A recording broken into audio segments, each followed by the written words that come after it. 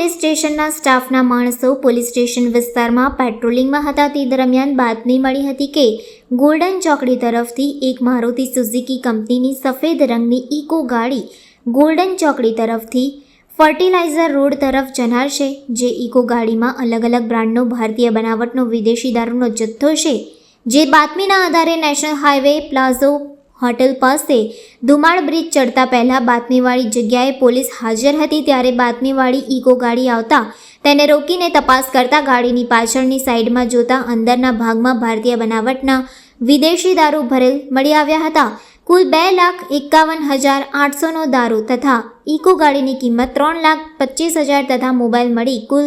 5,81,800ના મુદ્દામાલ સાથે શૈલેષ રાઠવાને ઝડપી પાડ્યો હતો તથા કાયદેસરની કાર્યવાહી કરવામાં આવી છે. જ્યારે નહીં પકડાયેલ આરોપીઓમાં ભરત અશોકને શોધી કાઢવાના ચક્રો